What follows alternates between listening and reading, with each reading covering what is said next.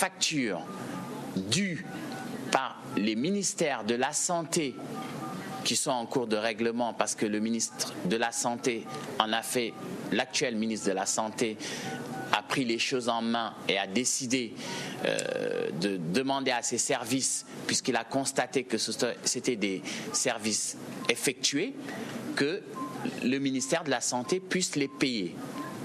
Et c'est en cours de règlement. Le ministère de la Femme, et ça pour le ministère de la Santé, c'est pour un montant de 33 millions. Pour le ministère de la Femme, c'est pour un montant de 8 millions. Le cumul de ces deux factures m'amène à un montant de 41 millions si je ne me trompe. 41 millions de francs CFA, c'est à peu près, à 1 ou 2 millions près, exactement le montant réclamé par les travailleurs de Canal Info. Ça veut dire que si demain l'État du Sénégal décidait de payer le chèque dû à Canal Info, ce problème de salaire ne se poserait plus à Canal Info. En tout cas pour ce qui concerne les arriérés. Par contre, il y a une chose,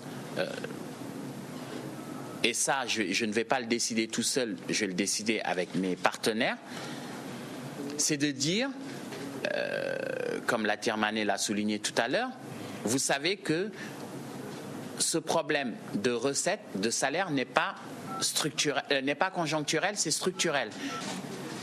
Et ceux qui ont pour discours, nous sommes des travailleurs, nous sommes liés à l'entreprise par un salaire à la fin du mois, mais puisque l'entreprise ne peut pas te payer, et le courage d'en tirer les conséquences, et moi je ne parle pas pour les autres qui sont venus après, mais ne serait-ce que le responsable syndical Nassirou Ndiaye en personne, je parle de lui, qui pendant 1 an a été payé, pendant 1 an, c'est-à-dire du 1er janvier 2006 au 1er décembre 2006, a été payé sans travailler, son salaire normal, parce que nous n'avions pas démarré l'activité, mais nous n'avions pas voulu le mettre en chômage, alors que nous aurions pu le mettre en chômage technique. Ça veut dire que ce gars-là qui me réclame aujourd'hui 28 millions, 8 mois d'arriérés, ça veut dire au moins à ce gars-là, je ne parle pas pour tous les autres, mais au moins à lui, j'ai payé 28 mois de salaire.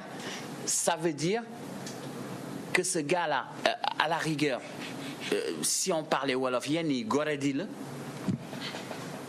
parce que finalement, quelqu'un qui t'a payé 1 an sans que tu travailles, tu es couché chez toi, il te paye 500 et quelques mille pendant 1 an. Ça veut dire pendant 12 mois. Cette personne, si elle te doit 8 mois, mais tu n'as pas le droit d'aller dénoncer cette personne dans la rue. Si on reste sur nos valeurs sénégalaises. Maintenant, dans les faits, oui, il a le droit de crier, de gueuler, de dire que je lui dois de l'argent si j'ai cet argent et que je refuse de le lui payer. Mais il sait parfaitement que dans les caisses de Canal Info, il n'y a pas ce montant qu'il me réclame et que ce montant n'est pas payé simplement par le fait que Canal Info ne s'est pas encore fait payer de l'argent qui est d'or. Je prends le mois de février dont il parle. Si le recouvrement de nos publicités de ces 2 mois était entré, c'est-à-dire 18 millions, j'aurais payé tranquillement les 12 millions de masse salariale. C'est simplement parce que nous n'avons pas pu faire le recouvrement correct des 18 millions que les 12 millions de masse salariale n'ont pas été payés. Je n'ai pas une machine qui fabrique de l'argent. Je travaille, je suis payé et je paye. À partir du moment où je travaille, parce que je veux bien, eux travaillent, ils réclament leur salaire. Moi, je travaille, je réclame le paiement des publicités par les annonceurs.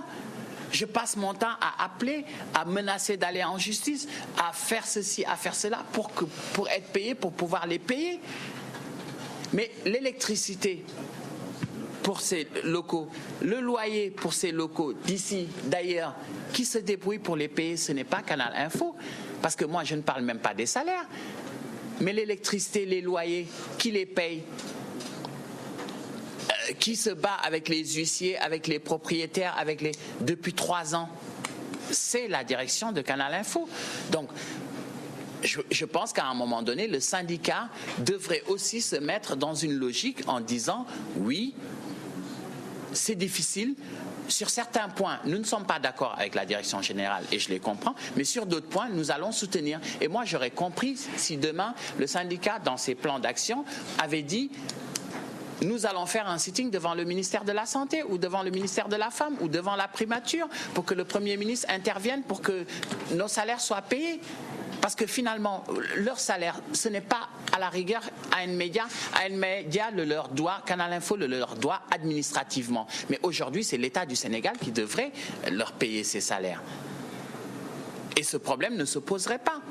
Pour terminer mon propos, oui, une décision définitive sera prise le 30 mars sur l'avenir de Canal Info. Est-ce que, parce qu'il faut avoir le courage de le dire, et vous pouvez l'écrire, et la décision sera prise. Est-ce que cette chaîne va continuer dans sa forme actuelle? Et 2, est-ce que, avec les administrateurs et les propriétaires, on ne va pas décider que bon, voilà, nous n'avons plus d'argent, c'est la faillite? Peut-être. C'est une décision qui ne m'appartient pas à moi tout seul. J'ai des propositions, je fais le point de la situation. Peut-être, je n'en sais rien. Je vous parle de ce qui est sur la table, des réflexions. Nous étions sur une réflexion de structuration déjà de l'entreprise. Parce que cette entreprise, la vérité, c'est que les gens, sous le prétexte du manque d'argent,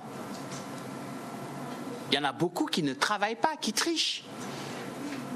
Donc ça rend l'entreprise moins performante. Les gens te disent, le gars qui te dit je n'ai pas d'argent pour venir au travail, tu ne peux pas l'obliger à venir au travail. Il n'a pas d'argent. Donc, toi, le patron, moi, plusieurs personnes ici, je les vois, je ne peux rien leur dire, tout simplement parce que je ne les ai pas payés.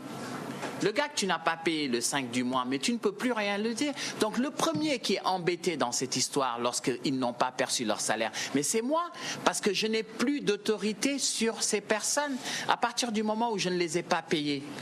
Je ne peux pas dire au gars, il faut que tu sois là à 8 heures, alors que je ne lui ai pas payé son salaire.